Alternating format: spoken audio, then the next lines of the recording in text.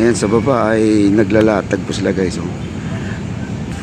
Naglalagay po sila ng ganito, yung kagaya ng itong nasa harapan natin. Ayan oh. Yung square na bakal, ayan oh. Para siyang dice, no? At saka perfect yung kanilang paglagay ng ano, napakaayos, napakalinis ang pagkagawa. Ayan oh, halos lahat ganyan po yan. At doon din sa kabila, ganun din ang kanilang ginagawa.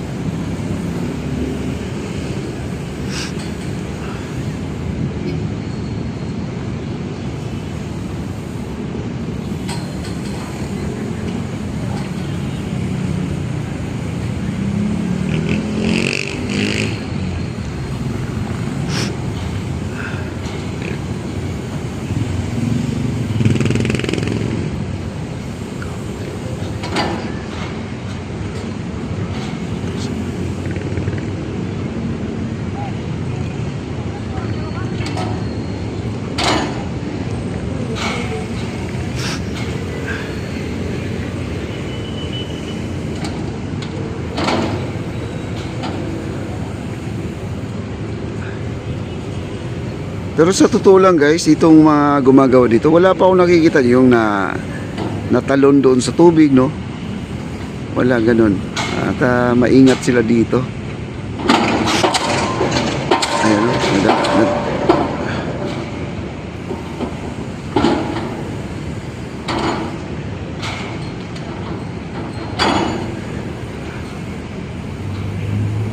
Makyat ulit. Makyat ulit. Ayan na.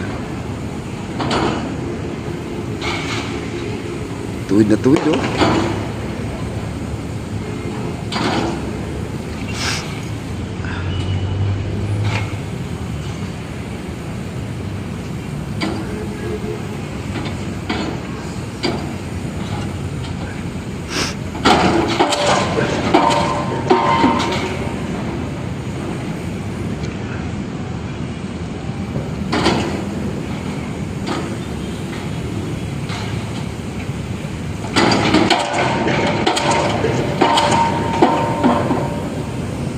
Grabe, lakas.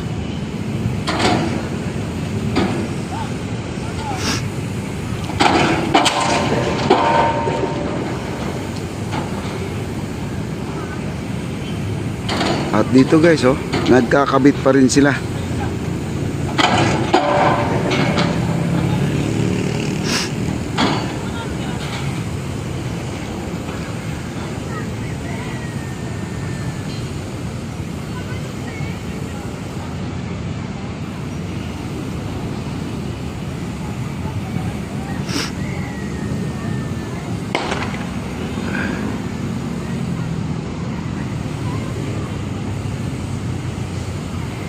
Ayun na po, lilipat na po sila ng ibang poste.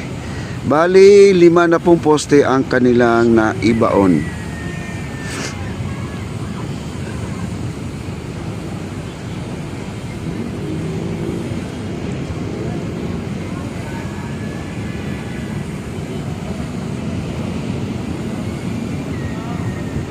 Okay, like, share, like, comment lang po tayo guys sa mga hindi pa nakapag-likes.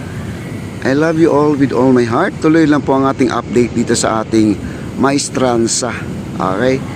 Ang Plaza Mexico guys, hindi lang po tayo nakatutok dyan ha. At hayaan lang muna natin matapos po ang ating Plaza Mexico. Update lang po natin pag mayroon tayong time na makakadaan man tayo doon. No? At ano lang po tayo. Dito tayo tututok sa ngayon. Wow. Grabe. Bilib lang ako dito sa ginagawa kasi nila dahil tuwid na tuwid guys. No? Kita nyo ang ginagawa nila dito, oh. Yan, oh. So,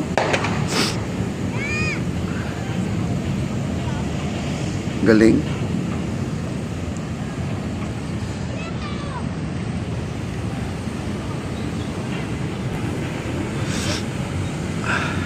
Ayan na po yung malaking kahon, no? At ibaba po nila. Malaking kahon. Ayan, no? Oh, malaking kahon. Ano na lang po yan dyan. Isaklob na lang po dyan sa ibabaw yan. Pero yung mga kahoy na yan, alam niyo yung mga plywood na yan, yun ang ginagamit talaga sa pangporma. Kaya lahat ng mga trabaho ng mga construction, yung kagaya ng mga building, subway, skyway, yun po mga plywood na yan ang ginagamit nila. Comment na lang po guys kung anong pangalan ng plywood na yan, yung pang construction na ginagawang pangporma. Ayan po, ang bigat yun, oh. Nandyan yung si foreman, nandyan yung engineer. Yung sombrero na puti guys, yun ang si foreman. At nandyan po siya po ay talagang hands-on. Ayan, oh. Bali, ayan, ipasok na po nila.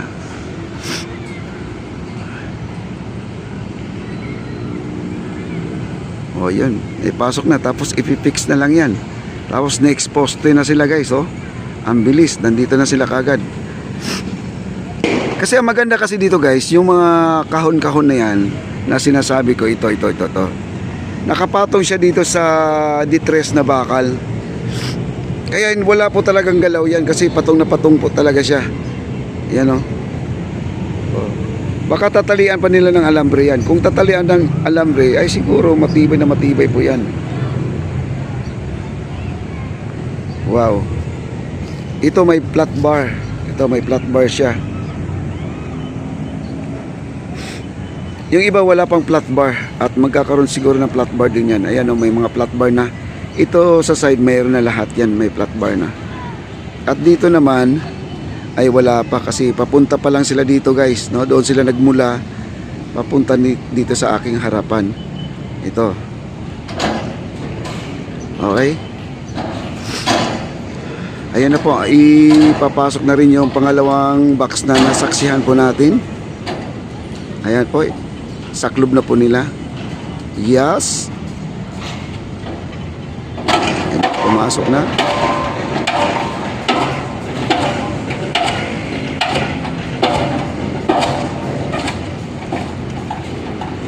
Grabe, lakas, no?